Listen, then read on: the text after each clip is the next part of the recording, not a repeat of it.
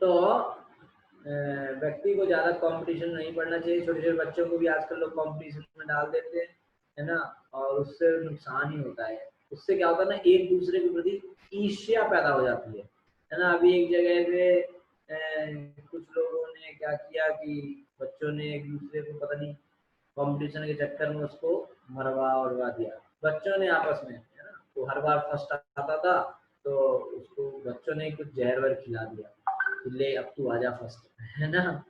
तो माता पिता को भी ऐसे नहीं बोलना चाहिए अपने बच्चों से कि देखो उनकी लड़की कैसे कर रही है, ये उनका लड़का कैसे करता है, वो फर्स्ट आ गया, वो ये कर लिया, तुम कुछ नहीं करते हो। ऐसे नहीं बोलना चाहिए। ऐसे बोलेंगे तो अपने बच्चों के प्रति, अपने बच्चों के मन में वो कंपटीशन आएगा और ईर्ष्या आएगी। जो दूसरे बच्चे अच्छा कर रहे हैं उनके प्रति ईर्ष्या आएगी, इससे उनका विकास और रुकेगा। इसलिए बच्चों को जो उनमें अच्छा गुण है उसकी जो सराहना और तारीफ करनी चाहिए। ठीक है।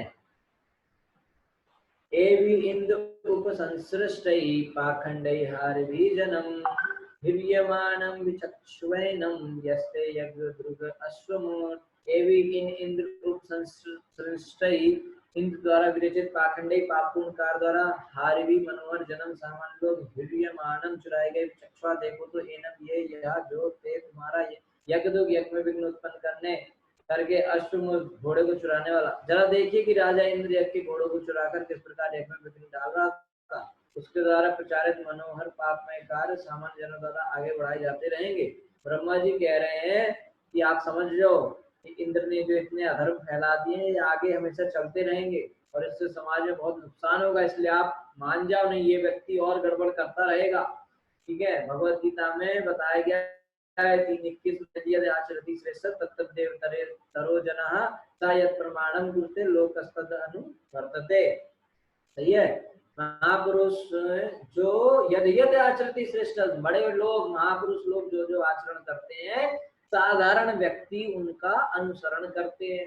वह पुरुष अपने विलक्षण कर्मों से जो आदर्श स्थापित कर देता है संपूर्ण जगत विश्व उसके अनुसार कार्य करता है। राजा इंद्र ने अपनी इंद्रिय तृप्ति के लिए महाराज अपनी इंद्रिय तृप्ति के लिए ही महाराज पृथु पे 180 यज्ञ न करने देने का विचार किया था। उसने घोड़ा चुरा लिया और वह अपने को अनेक धार्मिक पुरुषों के बीच सन्यासी का छद्म वेश धारण करके छिपाता रहा। ऐसे काम सामान्य लोगों को आकर्षक लगते हैं अतः वे घातक हैं। ब्रह्मा जी ने सोचा कि इंद्र द्वारा इस प्रकार अधर्म फैलाने की अपेक्षा बड़ी बात अच्छा क्या होगा कि यज्ञ बंद करा दिया जाए, नहीं तो ये तो और गड़बड़ फैला देगा। तो भगवान बुद्ध ने ही ऐसा कदम उठाया था। जो यहाँ ब्रह्मा जी ने कहा है वही भगवान बुद्ध ने भी वही किया है। भगवान बुद्ध ने क्या किया, जब लोग वैदिक आदेशों द्वारा संस्कृत पशु यज्ञों में बुरी तरह फंसे हुए थे, भगवान बुद्ध को वैदिक यज्ञों का निषेध करके अहिंसा धर्म का सूत्रपात करना पड़ा। क्योंकि लोग वैदिक धर्म के नियमों को तो पालन करना जानते नहीं थे, लेकिन वो यज्ञ में पशु बलि कर रहे थे, पशुओं की हत्या हो रही थी बहुत ज्यादा यज्ञ बलि के नाम पे। और लोगों में वो शक्ति, ब्राह्मण शुद्ध तो थे नहीं, वो शक्ति थी नहीं कि वो पशु जिसकी बलि हो वो दोबारा जिंदा हो जाए। क्योंकि यज्ञ में क्या होता है कि जब पशु की बलि होती है तो पशु फिर से मनुष्य बन के या कोई बड़ा हायर अच्छा जीव बन के फिर से पैदा हो जाता है, प्रकट हो जाता है। तो हत्या नहीं हुई, बस वो शरीर बदल जाता है एक तरीके से, उसको अच्छा शरीर मिल जाता है। नहीं हो पा रहा था लेकिन फिर भी लोग पशु बलि दिए जा रहे थे। क्यों? वेद में कहा, वेद में कहा था ये रुकवाने के लिए भगवान बुद्ध आए, उन्होंने कहा बंद करो ये हत्याएं। ठीक है। इसलिए उन्होंने यज्ञों को निषेध करवा दिया और अहिंसा धर्म का पालन किया। भगवान बुद्ध भी कृष्ण के अवतार हैं। सही है। वास्तव में यज्ञों में वध किए गए पशुओं को नवजीवन प्रदान किया जाता था, किंतु ऐसे लोग जो मंत्र शक्ति नहीं है जिनके पास, वे इन वैदिक अनुष्ठानों का लाभ उठा रहे थे और फालतू में बेचारे पशुओं को मार डाल रहे थे।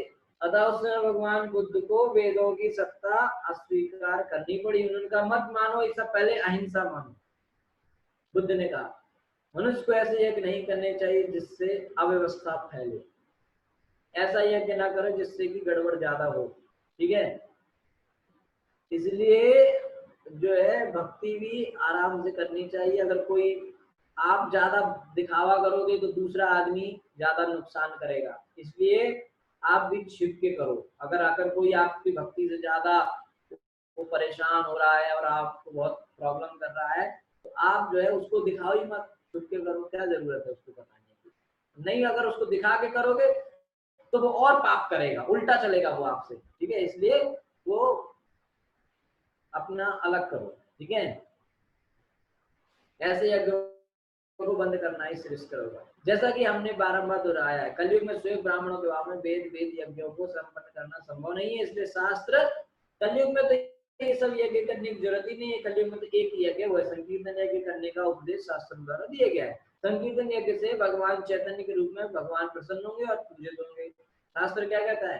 संकीर्तन यज्ञ करो और भगवान चैतन्य महाप्रभु की पूजा करो, यही बढ़िया है। यज्ञों को संपन्न करने का एकमात्र उद्देश्य है भगवान विष्णु को प्रसन्न करना। यज्ञ का उद्देश्य क्या है? विष्णु की प्रसन्नता। भगवान विष्णु या श्री कृष्ण भगवान चैतन्य के रूप में विद्यमान है, अतः बुद्धिमान लोगों को चाहिए कि संकीर्तन यज्ञ द्वारा उन्हें संतुष्ट करें। इस युग में भगवान विष्णु को प्रसन्न करने का सबसे सरल तरीका क्या है? संकीर्तन यज्ञ करो, हरे कृष्ण कृष्ण कृष्ण हरे हरे, हरे राम राम राम हरे हरे। और इससे भगवान श्री चैतन्य महाप्रभु जो कि कृष्ण है प्रसन्न हो जाएंगे। तो लोगों को चाहिए कि इस युग में विभिन्न शास्त्रों में यज्ञों के विषय में जो आदेश प्राप्त है उनका लाभ उठाएं और इस पाप के कलयुग में अनावश्यक उत्पात न फैलाएं, ठीक है। इस कलयुग में सारे संसार के मनुष्य पशुओं को मार डालने हेतु कसाई खाने खोलने में बहुत एक्सपर्ट हैं और लोग पशुओं का मांस खाते हैं। यदि पहले जैसे धार्मिक अनुष्ठान किए जाते तो पशुओं का बल और बढ़ेगा। कलकत्ता में बहुत सारे, प्रभुपाद जी कह रहे हैं, कलकत्ता में कसाईयों की बहुत दुकानें हैं जिनमें देवी काली की प्रतिमा, काली की मूर्ति रखी है ना। और जानवरों को खाने वाले लोग क्या सोचते हैं कि जो दुकान में काली की मूर्ति है उस दुकान से खरीदना चाहिए। क्यों? क्योंकि ये तो देवी काली का प्रसाद है। वे नहीं जानते कि देवी काली कभी भी, काली माता मांस नहीं खा सकती, खाती नहीं वो। क्यों खाएंगी मांस? वो लेती नहीं, क्योंकि वे शिव जी की तो पत्नी है, वैष्णवी है। तो वैष्णव होने के नाते वो थोड़ी ना सब खाएंगी, वो तो चाय भी नहीं पिएंगी, ठीक है। शिव जी महान वैष्णव है और वो भी कभी मांस नहीं खाते। देवी काली शिव जी का, जब शिव जी प्रसाद ले लेते हैं तो उसके बाद जो बचता है वो काली माता खाती है, ठीक है। तो उनके द्वारा मांस मछली खाए जाने का कोई संभावना ही नहीं है कि काली ने कुछ खाया होगा मांस मछली। जो फालतू में ढोंग करते रहते, पता नहीं क्या करते रहते हैं। ऐसी भेंटें तो देवी काली के पार्षद स्वीकार करते हैं, लेकिन जो देवी काली के जो साइड में रहते हैं ना भूत प्रेत, वो लोग खाते हैं। जो लोग ये मांस मछली उनको काली को भोग लगाते हैं ना, वो लोग खा लेते हैं। जो देवी काली के इधर घूमते हैं ना भूत प्रेत, वही उनका जूठा फिर हम लोग खा लेते हैं, ठीक है। तो भूत पिशाच राक्षस, अतः जो लोग देवी काली या मांस मछली का प्रसाद खाते हैं वे उनके छोड़ा गया प्रसाद ना खाकर किसका प्रसाद खाते? वो भूत पिशाचों का जूठा है, वो काली का जूठा नहीं है। किसका है? वो भूत और पिशाचों का जूठा है, ठीक है। तो एक बार एक भक्त था, उसका नाम था चंडीदास। चंडीदास बहुत बड़ा भक्त है। किसका? कृष्ण का। कृष्ण भक्त है, नाम चंडीदास है लेकिन भक्त वो कृष्ण का है। और उसका भाई था एक, वो काली का भक्त था। तो ये चंडीदास तो बहुत गरीब था लेकिन उसका भाई बहुत अमीर था। तो उसका भाई काली का भक्त था, तो उसको कहते थे देखो मैं काली की पूजा करता हूँ इसलिए मैं बहुत बड़ा अमीर आदमी बनता जा रहा हूँ, तुम कृष्ण की पूजा करते हो तो तुम भिखारी बनते जा रहे हो। तो वो कहता था चलो कोई बात नहीं, मैं भिखारी अच्छा हूँ पर मैं पूजा तो कृष्ण की ही करूंगा। तो उसने क्या किया ना, उसके भाई ने इसको चिढ़ाने के लिए वो काली को भोग लगवाता था। तो उसमें बहुत सारी, कई लोग उसको थालियां लेके जाते थे काली के मंदिर में ऐसे उठा उठा के। तो वो चंडीदास के कुटिया के सामने से जाता था कि चंडीदास देखे कि हमारा भाई तो खूब उन्नति कर रहा है काली की पूजा करके, हैं।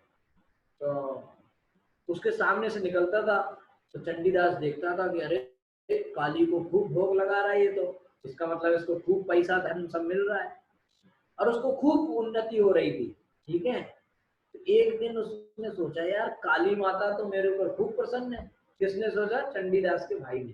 तो काली माता के मंदिर में जाके कहता है कि माता आप तो बहुत प्रसन्न है मेरे, आप इतना मेरे को दे रही हैं तो बहुत ज्यादा प्रसन्न है।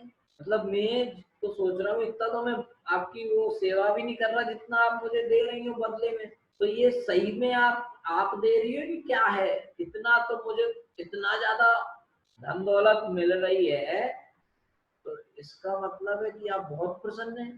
तो काली माता प्रकट हो गई वहां पे। वाह! काली माता प्रकट होके कहती है कि मैं तुमसे बहुत प्रसन्न हूँ। ठीक है, तो उन्होंने कहा क्यों प्रसन्न है आप? इतना कुछ ज्यादा ही प्रसन्न लग रही हैं आप। तो काली माता कहती हैं कि काली माता कहती है कि मैं तुमसे बहुत ज्यादा प्रसन्न हूँ, बहुत ज्यादा। क्यों प्रसन्न है? क्योंकि तुम मेरे जितने लोग, क्यों क्यों सबसे बढ़िया है? क्योंकि तुम मेरे लिए कृष्ण का प्रसाद लेके आते हो। अच्छा, ऐसे मैं तो नहीं लाता, मैं तो सीधे अपने यहाँ बनवाता हूँ लड्डू पेड़े बर्फी सब कुछ और लेके आता हूँ, तुम्हारा कृष्ण का प्रसाद थोड़ी लाता हूँ। तो काली कहती है कि नहीं नहीं नहीं, तुम जो है जब वो चंडीदास रहता है ना तुम्हारा भाई गली में, उसके सामने से तुम लेके आते हो, तो चंडीदास वहीं जब उसके घर के सामने से सब कुछ निकलता है ना तो चंडीदास वहीं कृष्ण को भोग लगा देता है और कृष्ण वहीं खा लेते हैं। तो वो जो प्रसाद बन जाता है फिर, और वो जब प्रसाद मेरे पास आता है तो मैं बहुत खुश हो जाती हूँ और वही प्रसाद मैं खाती हूँ, बाकी कुछ नहीं खाती। तो चूंकि ये प्रसाद मेरे पास तुम लाते हो इसलिए मैं तुमको सब कुछ दे रही हूँ। तो कहता है इसका मतलब कृष्ण तुमसे बड़े हैं? तो कहती कृष्ण तो मेरे स्वामी है। तो चंडीदास कहता है फिर मैं यहाँ क्या कर रहा हूँ, मैं जाके वो उसका चंडीदास का भाई कहता है कि फिर मैं कृष्ण की सेवा करूंगा ना जाके। तो फिर वो जाके कृष्ण का भक्त बन गया। इसलिए हमें समझना चाहिए काली माता ये कोई मांस मछली नहीं खाती है, काली माता सिर्फ कृष्ण का प्रसाद खाती है। ठीक है, भवान परित्रातुम इह अवतीर्णो धर्मम जनानां समय अनुरूपम वेन अपचारात अवलुप्तम अद्य तद्देहत विष्णु कला असि वैन्या। भगवान आप परित्रातुम उद्धार के लिए यह इस संसार में अवतीर्ण अवतार लेके धर्मम धर्म जनानाम सामान्य लोगों का समय अनुरूप समय तथा परिस्थिति के अनुसार वेन उपचारात राजा वेन के दुष्कर्मों से अवलुप्तम लुप्त प्राय अद्य इस समय तक उसकी देहता देह से विष्णु विष्णु का कला अंश असी तुम हो वैन्य हे राजा वेन के पुत्र। हे वेन पुत्र राजा प्रभु, आप भगवान विष्णु के अंश हैं। राजा वेन के उत्पत्ति कार्यों के कारण धन प्राय लुप्त हो चुका था, आपने उचित समय पर भगवान विष्णु के रूप में अवतार लिया। निसंदेह आप धर्म की रक्षा के लिए ही राजा वेन के शरीर से प्रकट हुए हैं। भगवान विष्णु जिस प्रकार से असुरों को मारकर श्रद्धालुओं की रक्षा करते हैं उसका उल्लेख भगवत गीता में मिलता है। परित्राणाय साधुनां विनाशाय च दुष्कृतां धर्म संस्थापनार्थाय संभवामि युगे युगे। भक्त जनों का उद्धार, दुष्टों का नाश तथा धर्म का फिर से स्थापना करने के लिए मैं हर युग में प्रकट होता हूँ। भगवान विष्णु अपने दो हाथों से असुरों को मारने के लिए, भगवान विष्णु के दो हाथ में क्या रहता है? गदा और चक्र। वो किस लिए रहता है? असुरों को मारने के लिए। और बाकी दो हाथों में भगवान भक्तों की रक्षा करने के लिए क्या लिए रहते हैं? कमल और शंख। ठीक है, तो जब भगवान का अवतार, जब भगवान का अवतार इस धरती पर इस ब्रह्मांड में होता है तो असुरों का वध तथा भक्तों की रक्षा एक साथ करते हैं। कभी कभी भगवान विष्णु, भगवान कृष्ण या भगवान राम के रूप में प्रकट होते हैं। शास्त्रों में इन सब रूपों का वर्णन मिलता है। वे कभी कभी भगवान बुद्ध के रूप में अपने शक्त्यावेश अवतार में प्रकट होते हैं। जैसा कि पहले कहा जा चुका है, ये शक्त्यावेश अवतार जीवात्मा में नहीं भगवान विष्णु की शक्ति के अवतार है। जीवात्माएं भी भगवान विष्णु के अंश हैं किंतु वे उतनी शक्तिशाली नहीं होती। अतः जब कोई जीवात्मा विष्णु के अवतार रूप में प्रकट होता है तो उसे भगवान द्वारा विशेष शक्ति प्रदान की गई होती है। ठीक है, सत्यावेश अवतार बार बार समझाया जा चुका है। जब राजा पृथु को भगवान विष्णु का अवतार कहा जाता है तो उन्हें क्या मानना चाहिए? सत्यावेश अवतार मानना चाहिए, जो भगवान विष्णु का अंश है और उनके द्वारा विशेष रूप से शक्ति प्रदान किया हुआ था।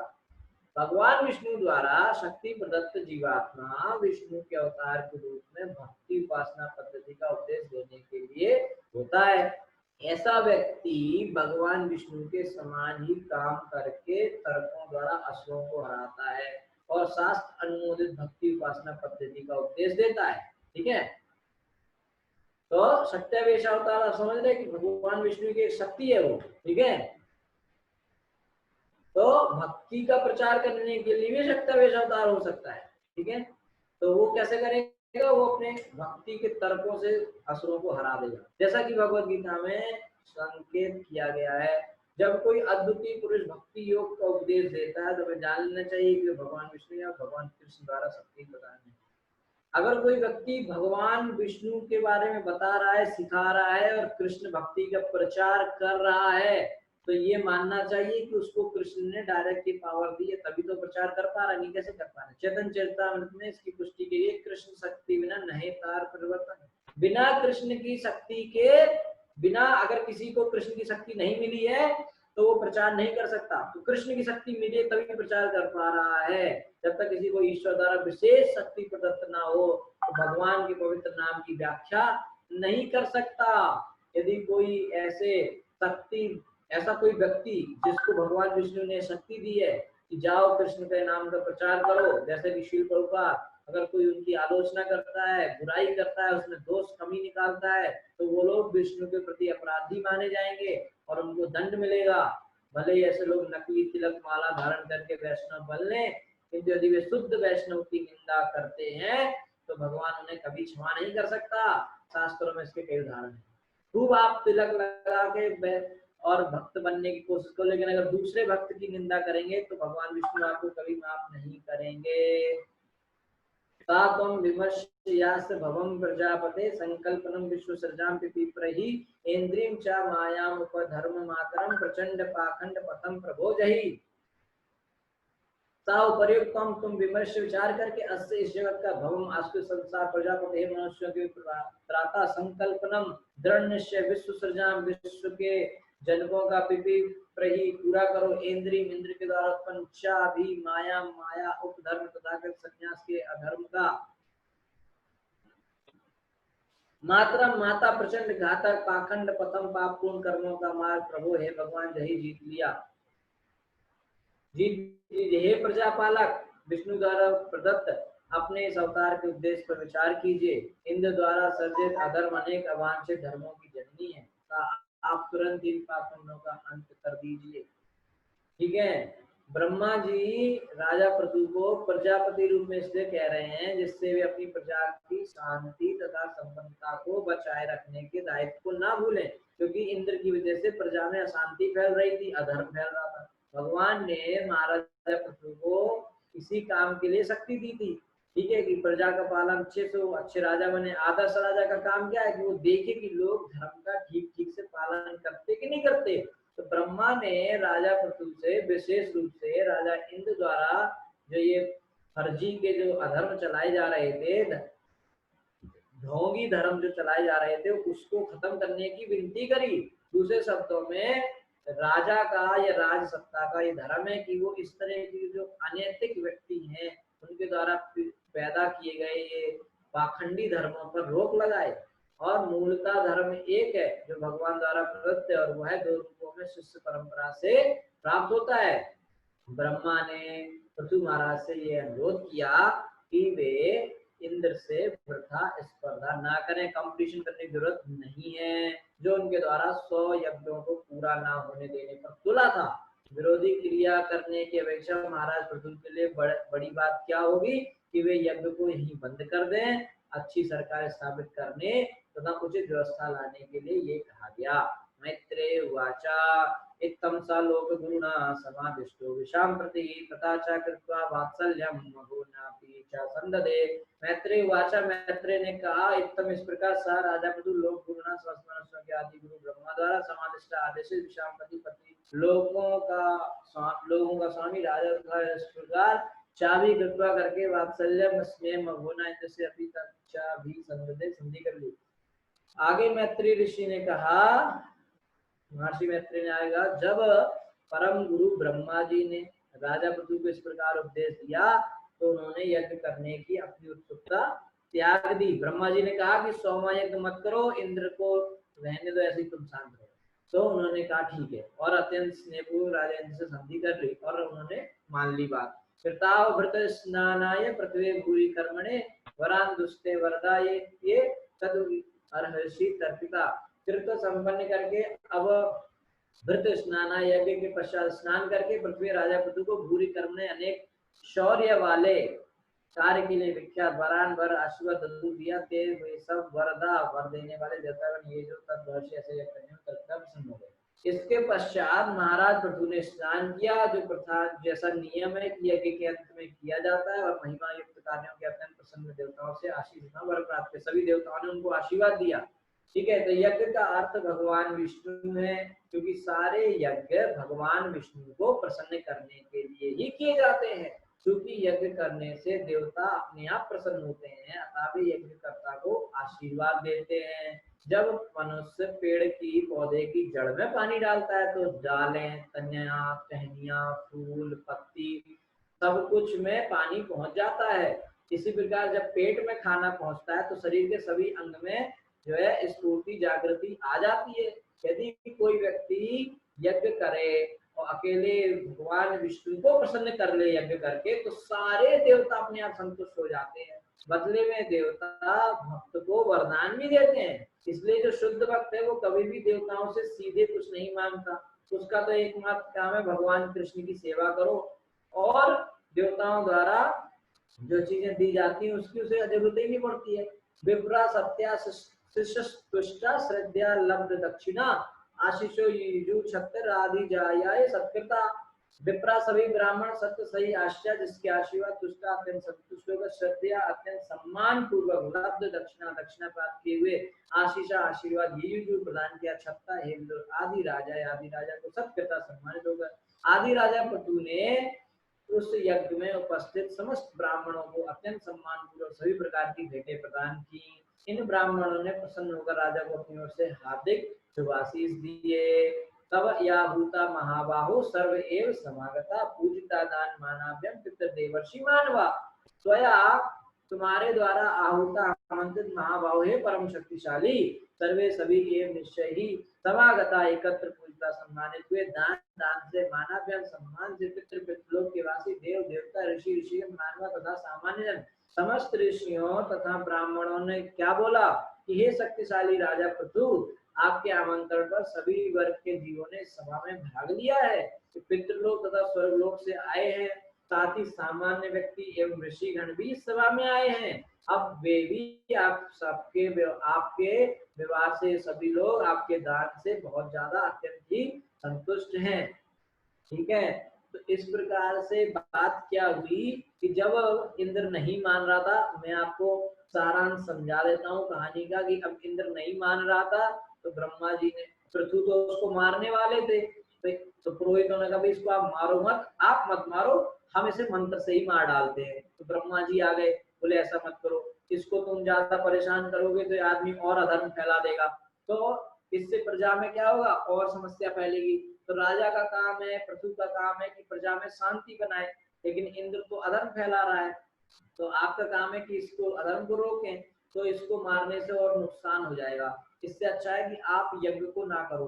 ठीक है, आपको क्या है, वैसे भगवान के भक्त हो, वैसे ही आपको भगवान से भक्त तो पहले ही हो, यज्ञ करने से आपको कौन सा फायदा मिला जा रहा है, आप तो वैसे ही समाज में आदर्श पैदा करने के लिए कर रहे हो, लेकिन यहाँ तो उल्टी हो रही है, उल्टी बात हो रही है। इसलिए आप अच्छा समाज के लिए यही है कि आप इस यज्ञ को यहाँ बंद कर दें, ताकि इंद्र जो है खुश रहे और किसी को ज्यादा अधर्म ना फैलाए। तो महाराजा पृथु ने, चूंकि ब्रह्मा जी इतने बड़े व्यक्ति हैं, उनके खानदान के सबसे बड़े हैं, है ना, गुरु है, आदि गुरु है, तो उनकी बात मान ली, भैया आप कह रहे हैं तो हम नहीं करते। उन्होंने आगे ये होता है जो सम्मान होता है ना, जो जो जो जो व्यक्ति बड़ा होता है ना, बड़े हृदय वाला, वो मान जाता है, संतोष रहता है। अब बुद्धि थी उनको, उनका अरे इतना बड़ा आदमी कह रहा है मान लिया, उसमें नहीं अरे मेरी क्या गलती है, ऐसा नहीं बोला उन्होंने, मेरी क्या गलती है, आप तो इंद्र की साइड ले रहे, वही गड़बड़ कर रहा है, मैं तो रोक रहा हूँ, इंद्र को तो परेशान नहीं कर रहा हूँ, इंद्र उल्टा मुझे परेशान कर रहा है, तो आप मुझे इंद्र को डांटने की बजाय मुझे वो कर रहे हो,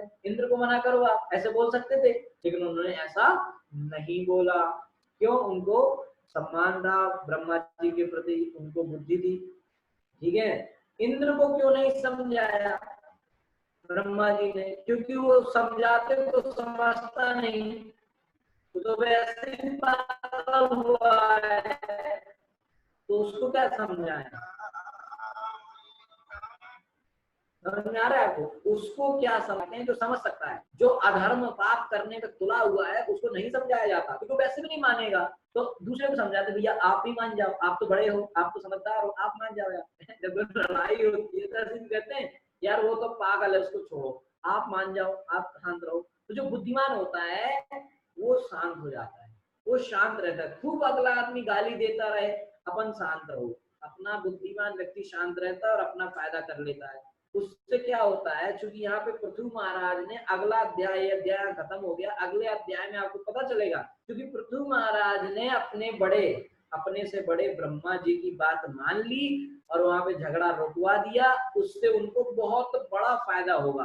और इसीलिए इस कहानी में कहते हैं कि भले उन्होंने 99 पर रोक दिया और वो हार गए इंद्र से, इंद्र तो यही चाहता था, इसका मतलब इंद्र से जो कंपटीशन चल रहा था उसमें पृथ्वी महाराज हार गए, लेकिन हार के जीतने वाले को पृथ्वी कहते हैं। हार तो गए लेकिन असली जीत इन्हीं को मिली। ऐसा क्यों? इस बात का पता आपको अगले अध्याय में चलेगा, ऐसा क्या है ना। हार के जीतने वाले को क्या कहते हैं?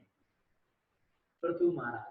वैसे तो लग रहा है कि हार गए, लेकिन एक्चुअली में असली जीत पृथु महाराज की हुई है, क्योंकि इनको एक बहुत बड़ी चीज मिल गई।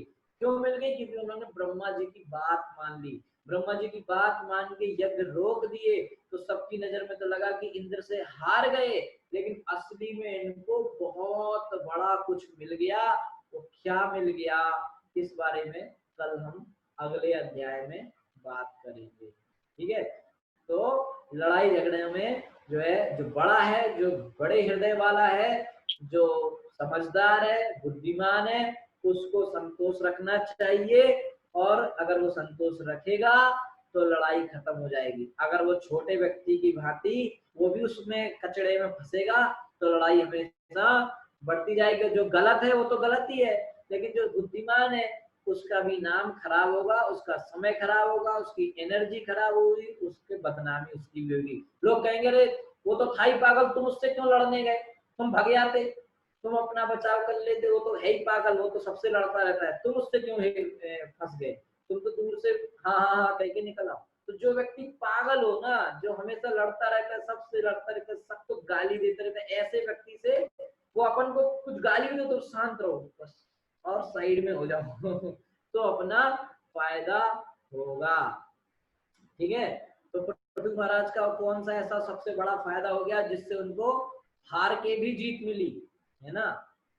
तो इससे पता चल गया कि 99 100 से बड़ा हो गया, 99 इज ग्रेटर देन 100, 99 100 से बड़ा हो गया। कैसे हो गया वो कल पता चलेगा। इस प्रकार श्रीमद् भागवत के चतुर्थ स्कंद के अंतर्गत राजा पृथु के 100 अश्वमेध यज्ञ नामक 19वें अध्याय के भक्ति वेदांत तात्पर्य पूर्ण हुए। हरे कृष्णा। कल हम करेंगे अध्याय 20। ठीक है, अब शायद छठवीं किताब चालू हो जाएगी। ठीक है, कल से। हरे कृष्णा। ग्रंथ राज श्रीमद् भागवतम की जय, श्रील प्रभुपाद की जय। किसी का कोई प्रश्न है तो आप जल्दी से पूछ सकते हैं।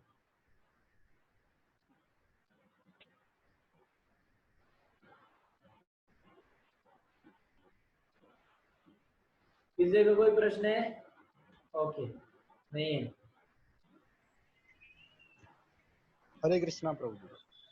हरे कृष्णा। प्रभु जी वो अलग पर्सन है थोड़ा। अलग है तो फिर अलग ही पूछिए, आप मेरे को रिकॉर्डिंग भेजिए आप। फोन कर लीजिए, ठीक है। ठीक है, ओके ओके। ओके, आप मेरे को फोन कर सकते हैं ना कभी भी, हाँ ये जी ठीक है रिकॉर्डिंग। ठीक। हाँ जी। बिल्कुल, आप अपने वाले ग्रुप में भी भेज सकते हैं आपका प्रश्न, सबको पता चल जाएगा, कोई दिक्कत नहीं, ठीक है। हाँ जी। हाँ हमारा जो जी। ग्रुप है अलग से काउंसिलिंग वाला, उसमें आप भेज सकते हैं। हाँ जी, मैं लिख के भेज और दूंगा उनको। किसी कोई प्रश्न है? ओके,